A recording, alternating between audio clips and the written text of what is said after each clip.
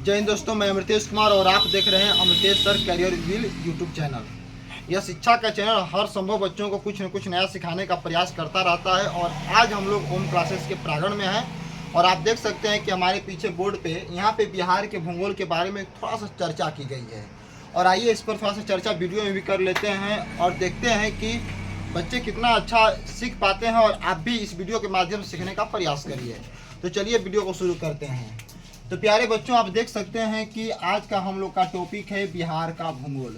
बिहार का भूगोल, जैसा कि आप मानचित्र को भी देखकर समझ सकते हैं, यहाँ पे मानचित्र बनाया गया है बिहार का।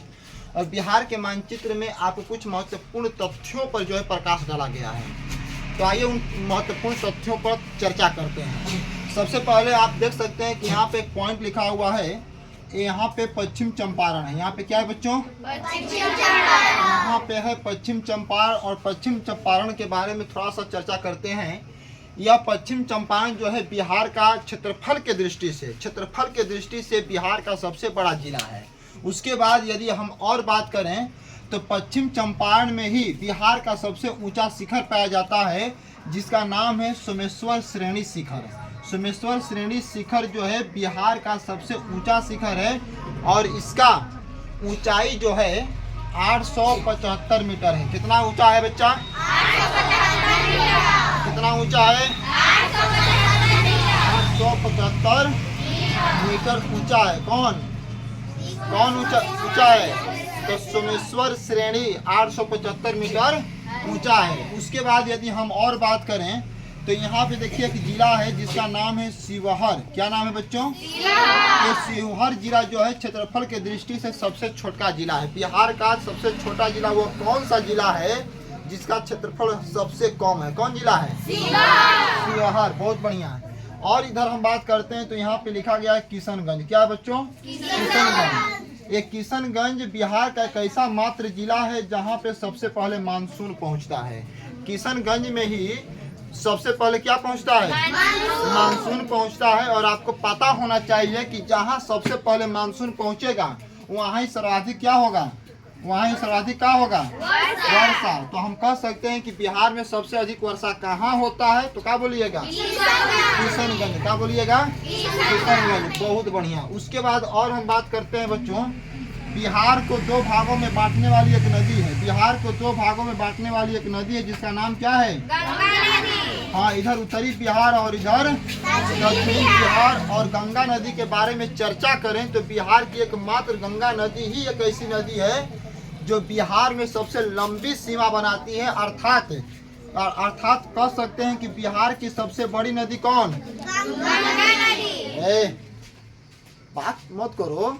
बिहार की सबसे बड़ी नदी कौन? गंगा नदी। सबसे लंबी नदी कौन? गंगा नदी। यदि हम और दक्षिण में आते हैं तो बिहार के दक्षिण में एक जिला है, नाम है गया। नाम क्या है बच्चों? गया। और इसी जिला का वर्तमान में यदि नाम की बात करें तो वर्तमान में नाम क्या है?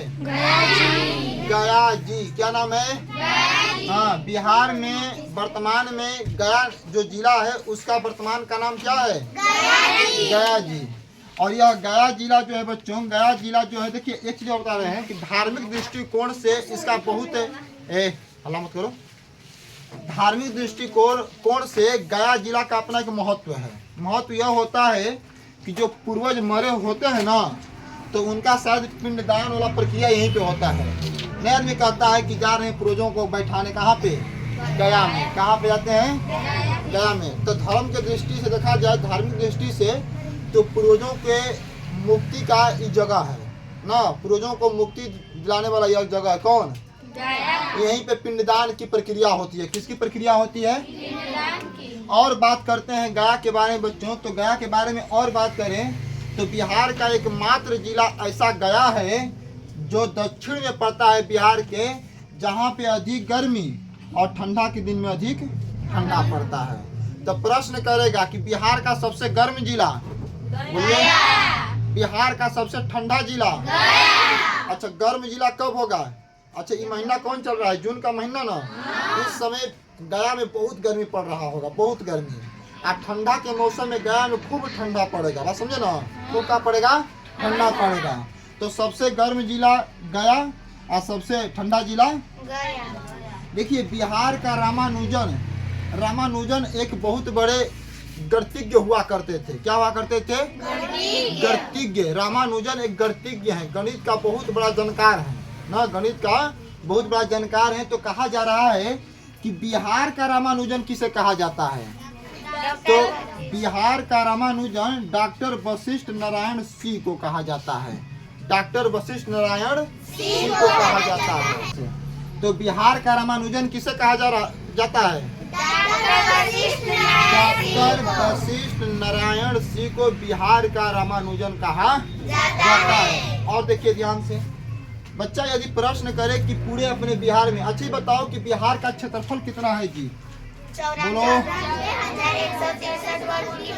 क्षेत्रफल 94,163 वर्ग किलोमीटर। ये किसका क्षेत्रफल है? बिहार का। तो पूरे बिहार के क्षेत्रफल की यदि हम बात करें तो पूरे बिहार के क्षेत्रफल में केवल इतना 7.8% भाग पर ही बिहार में क्या पाया जाता है? वन। यानी बिहार में वन का विस्तार कितना भूभाग पर? 7.8% भूभाग पर बिहार में वन का विस्तार है। बात समझे? और सबसे अधिक बिहार में वो कौन सा जिला है जहाँ पे वन का विस्तार है?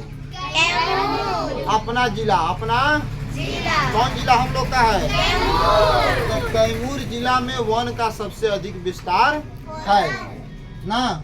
उसके बाद देखो ध्यान से बच्चों, यहाँ पे लिखा है कि 6.16 लाख हेक्टेयर 6.16 लाख हेक्टेयर भूभाग पर वन फैला हुआ है। पूरे बिहार के भूभाग में कितना? तो 6.16 लाख हेक्टेयर भूभाग पर वन का विस्तार है। उसके बाद और इधर हम आते हैं कि आप देखिए बिहार दिवस कब मनता है जी? 22 मार्च। बिहार दिवस 22 मार्च। और 22 मार्च को एक और दिवस मनता है, जल दिवस। कौन सा दिवस? जल दिवस। बहुत बढ़िया। बिहार का राजकीय चिन्ह? चलिए इस पर चर्चा कर लेते हैं। कर लेना। ये बोधि वृक्ष किसे कहा गया? ये बोधि वृक्ष है कौन? तो बच्चों नेपाल के लुम्बिनी में नेपाल के धरती पर सिद्धार्थ नामक एक बच्चे का जन्म होता है, जिसका नाम क्या था? सिद्धार्थ। और वह सिद्धार्थ जो है अच्छा ज्ञान प्राप्त करने के लिए, आत्मज्ञान प्राप्त करने के लिए, पूर्ण ज्ञान प्राप्त करने के लिए जो उनकी आवश्यकता थी वो मिल नहीं पा रहा था नेपाल में। तो वो क्या किया कि ज्ञान प्राप्ति के लिए भटक रहे थे। क्या कर रहे थे? भटक रहे थे। और भटकते भटकते बिहार आए। कहाँ आए? और अपने जब बिहार में वो सिद्धार्थ आए तो बोधि वृक्ष के नीचे, यानी एक पीपल वृक्ष था। कौन सा वृक्ष? एक पीपल वृक्ष के नीचे सिद्धार्थ, नाम क्या था? नाम था सिद्धार्थ। और ये सिद्धार्थ बिहार आते हैं। कहाँ आते हैं? बिहार। ये सिद्धार्थ बिहार आते हैं और बिहार में आकर एक पीपल वृक्ष, कौन वृक्ष बच्चा? पीपल का वृक्ष हुआ करता था। और यह वृक्ष जो है एक नदी के तट पर था, एक नदी के तट पर था जिसका नाम था निरंजना नदी। निरंजना। और यही निरंजना नदी आज भविष्य में, वर्तमान में देखा जाए इस समय यही निरंजना नदी फल्गु नदी के नाम से विख्यात है। किस नदी के नाम से? तो सिद्धार्थ बिहार आते हैं और बिहार आने के बाद एक पीपल वृक्ष के नीचे निरंजना नदी के तट पर, आज की फल्गु नदी के तट पर बैठकर लगातार 6 वर्षों तक तपस्या करते हैं। कितने वर्षों तक? 6 वर्षों तक तपस्या करते हैं। और 6 वर्षों के कठोर तपस्या के बाद सिद्धार्थ को पूर्ण ज्ञान मिलता है। पूर्णिमा के रात, किस रात को? पूर्णिमा के रात। हाँ, पूर्णिमा के रात पूर्ण ज्ञान मिलता है। क्या मिलता है? पूर्ण ज्ञान मिलता है सिद्धार्थ को। तब से सिद्धार्थ जो है गौतम बुद्ध कहलाए। क्या कहलाए? गौतम बुद्ध। और जिस वृक्ष के नीचे, जिस पीपल वृक्ष के नीचे सिद्धार्थ को ज्ञान की प्राप्ति हुई थी, उसी वृक्ष को क्या कहते हैं? क्या कहते हैं? बोलिए, समझ में आया कि नहीं आया? राजकीय पक्षी बिहार की कौन है? गौरैया। राजकीय पक्षी बिहार की गौरैया को इसलिए बनाया गया, ध्यान से सुनिएगा, राजकीय पक्षी गौरैया को बिहार का इसलिए बनाया गया क्योंकि गौरैया एक ऐसी पक्षी है, छोटी सी पक्षी है, आप लोग देख सकते हो फुर्र से करके उड़ती है ना, एक छोटी सी पक्षी होती है गौरैया। गौरैया का दिन प्रतिदिन पतन हो रहा था। क्या हो रहा था? एक गौरैया नामक पक्षी जो है लुप्त हो रही थी। क्या हो रही थी? लुप्त हो रही थी। लोग इसको मार मार कर खा जा रहे थे, शिकार कर दिया करते थे। क्या करते थे? शिकार कर दिया करते थे। इसलिए सरकार ने इस छोटी सी पक्षी गौरैया को बचाने के लिए अपने बिहार राज्य का राजकीय पक्षी घोषित कर दिया। आज जो लोग गौरैया को मारेंगे उनको दंड दिया जाएगा, सरकार की तरफ से। क्या दिया जाएगा? बात समझे ना? यानी यह गौरैया जो है बिहार की पहचान है, बिहार की पहचान है। हाँ, राजकीय पशु बैल। बिहार की जलवायु कैसी है? कटिबंधीय मानसूनी जलवायु है। बात समझे? अच्छा, एक टॉपिक है लू। लू आप सुने होंगे, लू क्या होता है? तो बच्चों, मार्च और जून के महीना में गरम गरम हवा चलता है, गरम गरम धूल भरी आंधियों वाला हवा चलता है, जिसे क्या कहते हैं? लू कहते हैं। समझा ना? गरम हवा को क्या कहेंगे? लू कहेंगे। यहाँ पे देखिए, बिहार में प्रखंडों की संख्या कितनी है? बिहार में प्रखंडों की संख्या कितनी है? 534। पूरे बिहार में ग्राम पंचायतों, जैसे हम लोग का ग्राम पंचायत दुलही ना, करजाम ग्राम पंचायत हो गया, इधर चौरी ग्राम पंचायत हो गया। इस तरह करके पूरे बिहार में ग्राम पंचायतों की यदि संख्या की बात करें तो पूरे बिहार में ग्राम पंचायतों की संख्या 8405 है। और उच्च न्यायालय कहाँ है बिहार में? पटना। और पटना के बारे में थोड़ा सा और बता दे रहे हैं। पटना में ही गोल घर है। पटना में कौन घर है? पटना में ही चिड़िया घर है। पटना में कौन घर है? बात समझे ना? पटना में उच्च न्यायालय है जहाँ पे न्याय होता है। क्या होता है? न्याय होता है। अपने राज्य के बड़े बड़े जज साहब सब कहाँ बैठते हैं? उच्च न्यायालय पटना में।